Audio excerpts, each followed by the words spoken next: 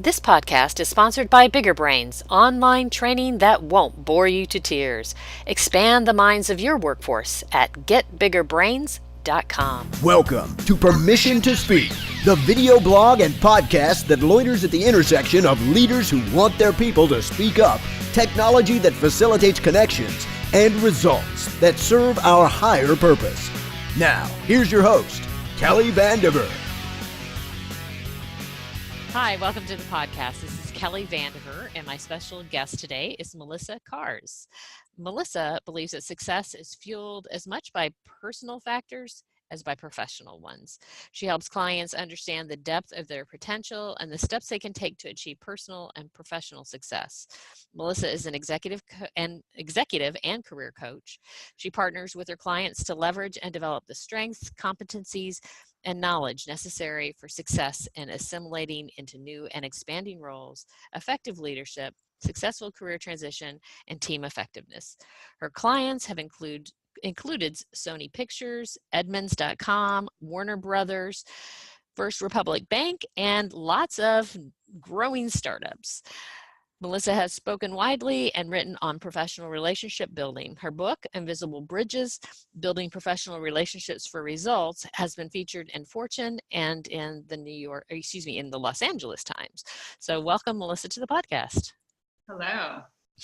Well, as you know, we always start by asking our guest a couple of quirky questions to get to know them as an individual. So my first quirky question for you is, tell us your favorite guilty pleasure television show. So the show that I've enjoyed most over this past year is This Is Us. I know. I watch it with Kleenexes every time. Gotta have that box of Kleenex next to you. I love it because it is such just a real, authentic, just a wonderful show, and because it's one of the few shows my husband will watch with me. Nice, very nice. All right. My second quirky question, what actor would you want to play you in a movie? So I gotta say on that one, Jessica Chastain. After I saw her in Molly's Game, she was so badass that she was so impressive and just so empowered in that role. So I would love to see her play me.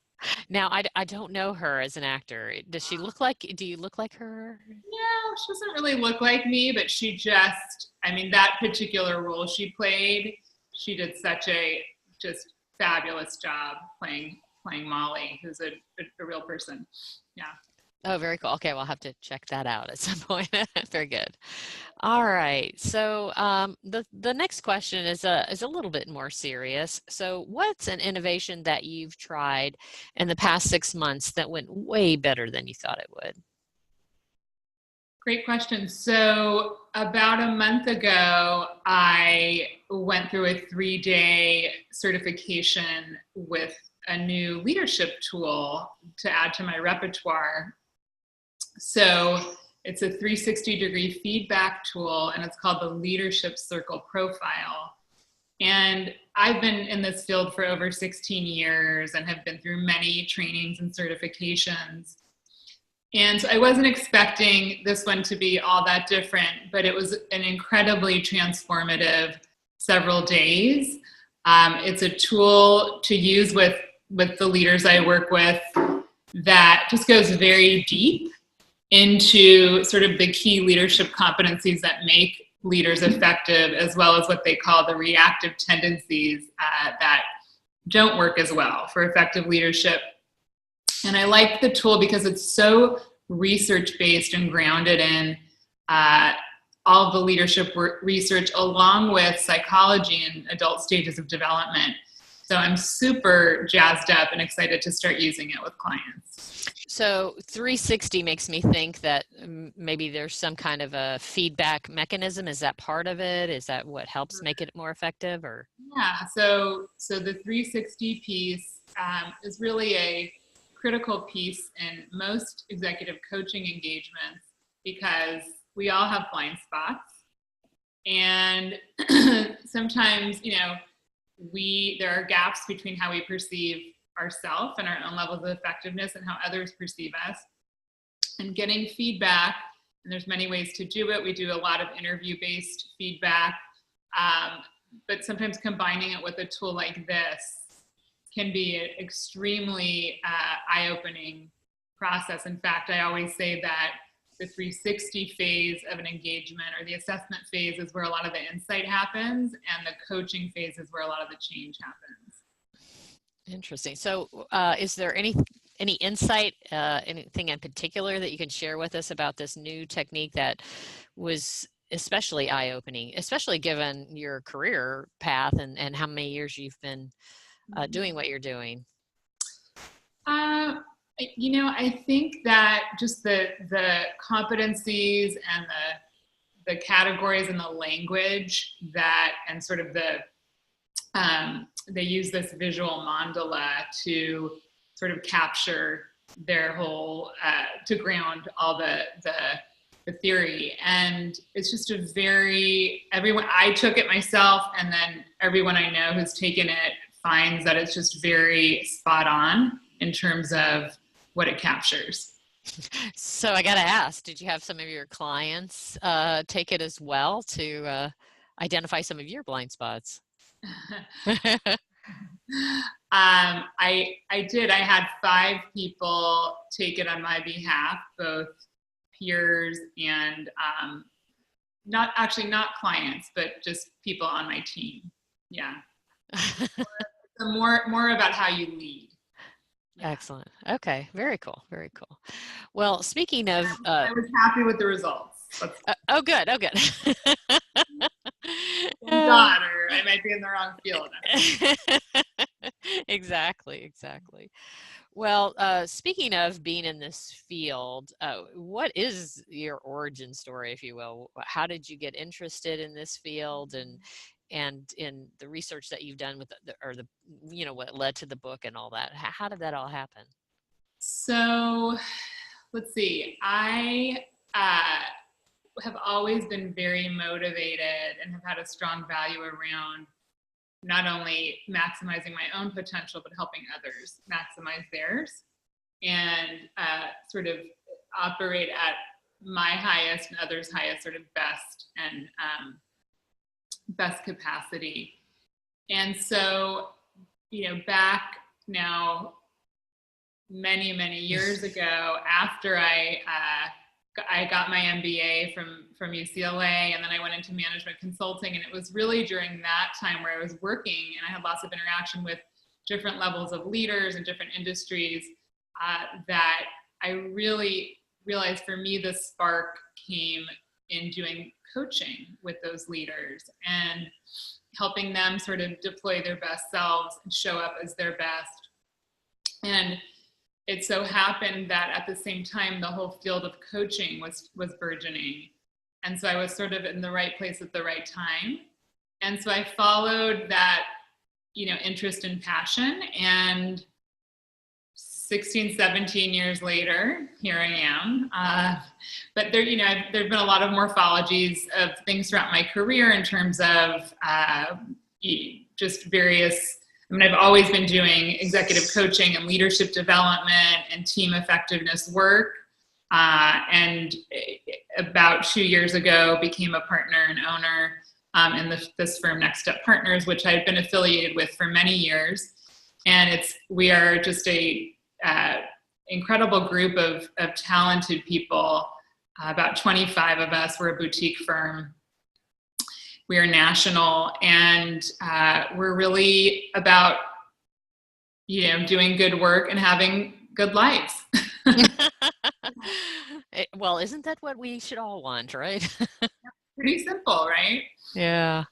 So was there a particular good leader or bad leader or something that helped you understand that you were good at this coaching piece? Or so, I had been doing work around actually like active listening in my high school years, even, I remember volunteering for something called the Teen Line out here in LA, which was an amazing experience, helping, teens in crisis. And then in college at Penn, I went on to co-found something called the Rap Line, Reach a Peer, where I was doing similar work. And so that, when you look back on sort of your career story, you realize sort of what led you here. And I dabbled in, I worked in the nonprofit sector for 5 years before going to business school. So it was more of a spaghetti path than a straight line, which is most people's careers. Right. And then I just remember, it just became very clear to me that working in this space of leadership development, executive coaching, was really in great alignment with my values. Yeah. Okay. Excellent. So let's go back in time to Invisible Bridges. What was the impetus behind that book? Yeah. So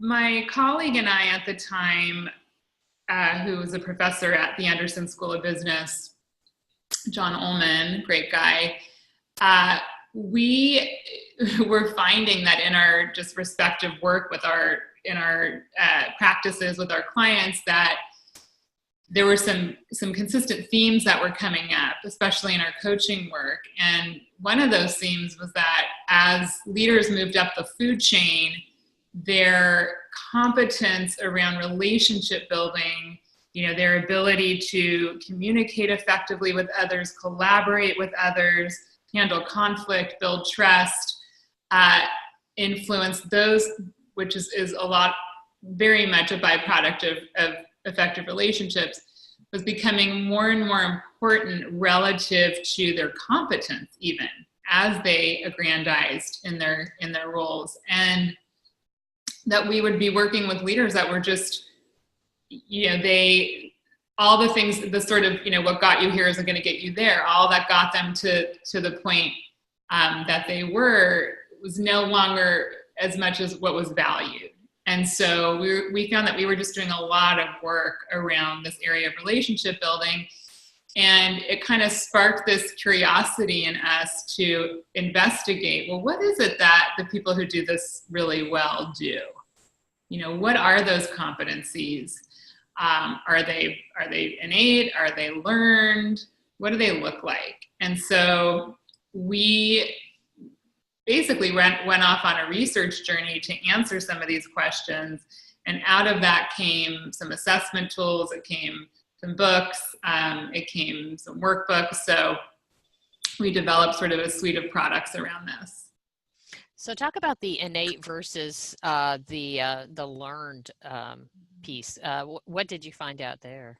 Yeah, so I think, part of our journey was to create some hypotheses and sort of debunk some myths. And so there was this one myth when it comes to relationship building or being effective at networking, that you sort of either have it or you don't. And so we found in our research that's absolutely not true. That this is definitely, there's no sort of relationship building or networking gene that you're that just a few possess or are blessed with. But in fact, everyone can learn this, and it's not necessarily a specialized skill. Yeah. Was there any other myths that you all busted based on your research? Yes. So similar, piggybacking on what I just shared, that this myth that, you need to be a certain way to be good at it. And I think that certain way, the assumption is you need to be this charismatic, extroverted, gregarious person. And in fact, that's actually not true. A long while ago, the Center for Creative Leadership actually did some research and uncovered that over 60% of Fortune 500 CEOs are introverts. I believe it was 60%. So I think there's this false assumption that that it needs to look a certain way. And in fact, what's more important is being authentic And, if you're being insincere in the way that you're going about building relationships, people pick up on that. And that can be a detractor if you really want to create, lasting, meaningful personal, professional relationships. You need to be you. Excellent, excellent. You mentioned when you first were talking about this that there was a competency piece associated with it. I guess I always forget, is it implied or inferred? That something that you said made it sound like even if they were competent to get to where they are, if they didn't have these relationship building tools, that impacted their ability to be competent in their job. Can you address that a little bit? So just to clarify, I don't think that's, I think what I said was that it was more that their relationship building competency became more important relative to their competence levels. Okay. So I read something into that wasn't there. Okay. or just increasingly important as they aggrandize up the food chain. Gotcha. Excellent. And I sort of, coupled with that is became more important and would get in their way more, right? So the inverse of that, if they didn't develop those things. I mean, I am working with, a number of very senior leaders right now, and a lot of the coaching is about learning how to be more collaborative, right? That they're wicked smart people and great at what they do, but they need to play better in the sandbox. And for some people, it's a complete blind spot. For others, it's something they're aware of, but they're having a really hard time shifting around.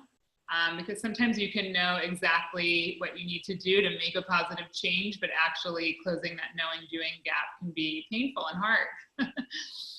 Yeah. So are there one or two things that tend to be that are trends that you see, particularly as leaders advance in their career, that maybe some of our listeners, if they pay closer attention to that in particular, that will give them kind of their biggest bang for the buck, if you will?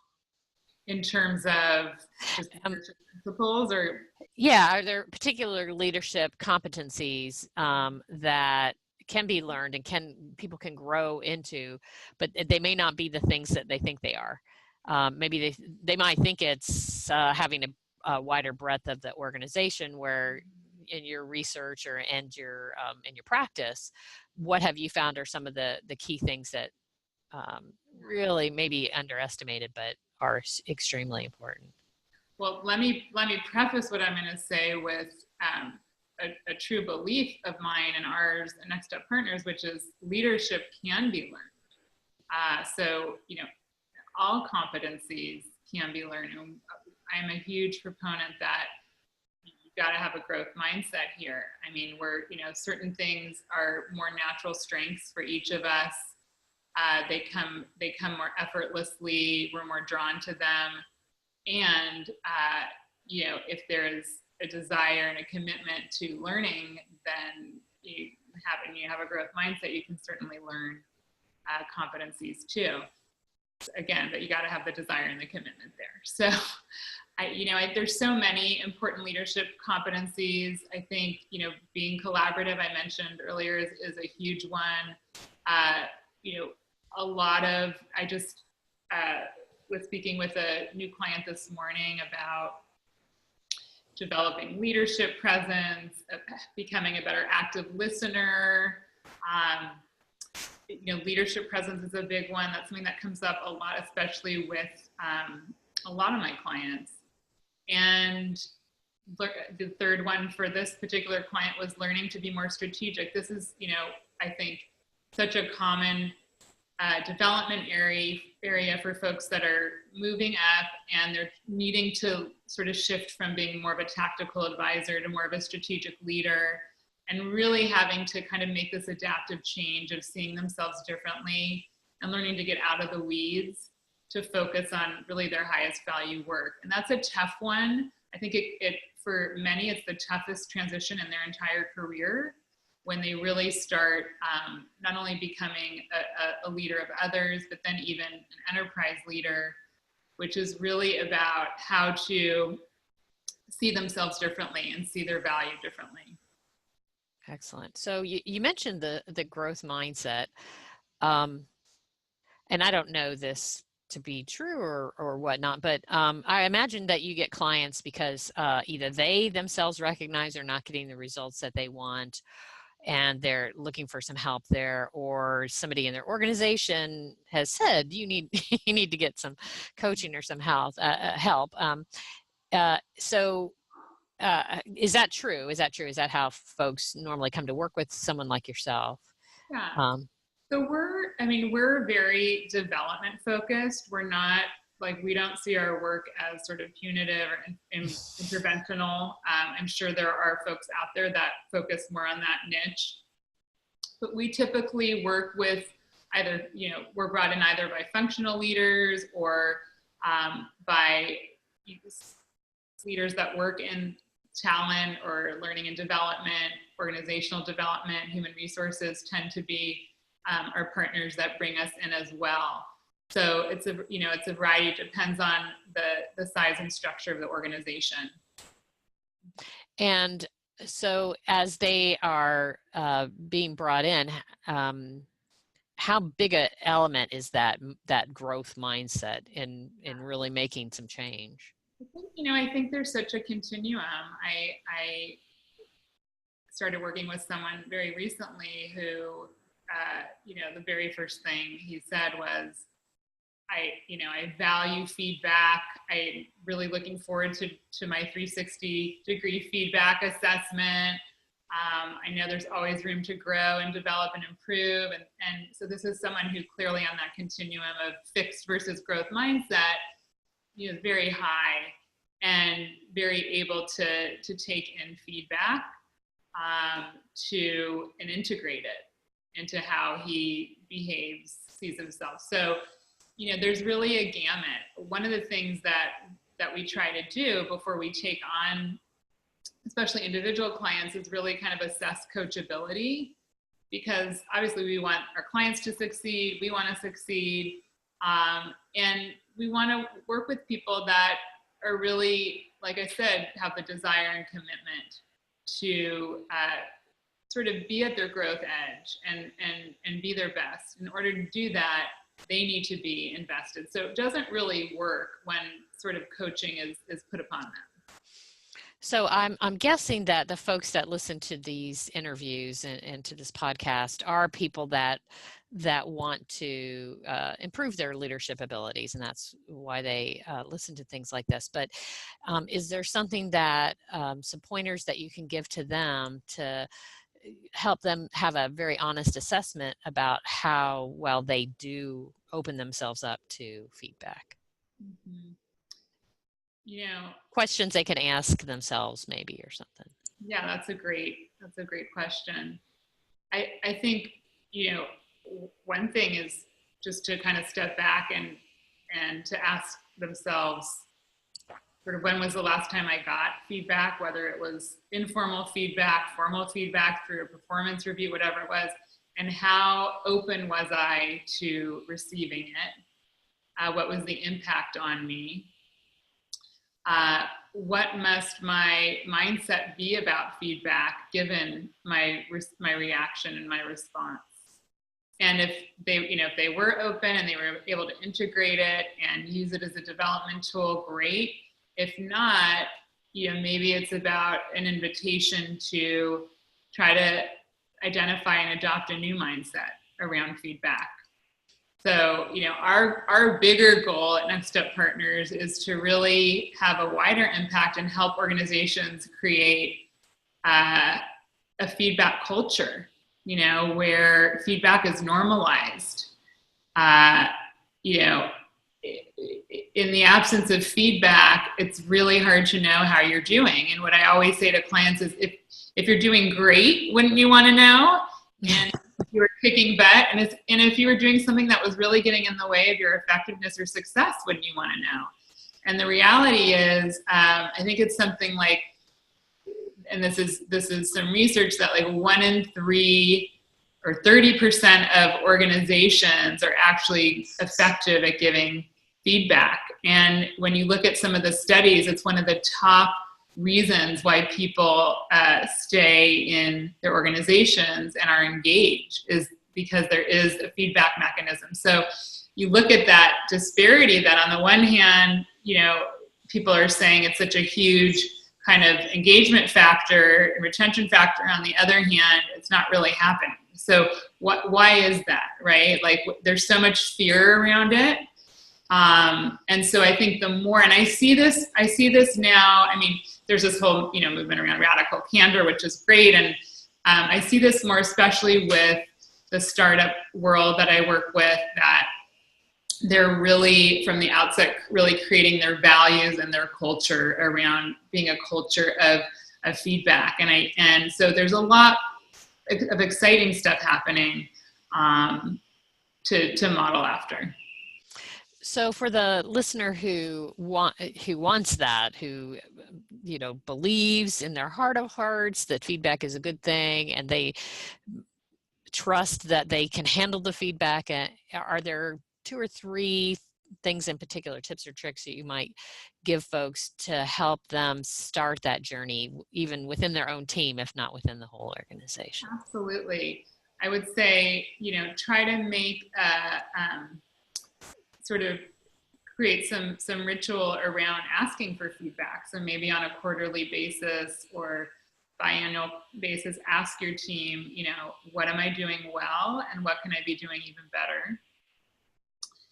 And even just starting, that simply would be great. And then I would, like I said, sort of check yourself before you wreck yourself. If you're somebody that has a hard time integrating and taking in feedback, is really kind of, mindset impacts behavior. So really try to think about what your current mindset is around feedback and what is it that sort of holds you back from being more open to it, and see if you can experiment a bit and sort of adopt a more productive mindset around feedback, and really try to notice if that has an impact for you. And in addition to working with someone like yourself or a therapist, are there other materials that you would recommend, or books you would recommend, to help people as they're trying to get in that place where if they struggle, if they know that they have a struggle with accepting feedback? Are there recommendations that you might make for them?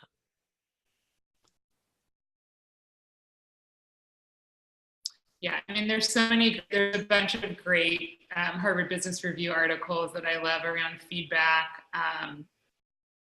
that I recommend. An old one is called Fear of Feedback. I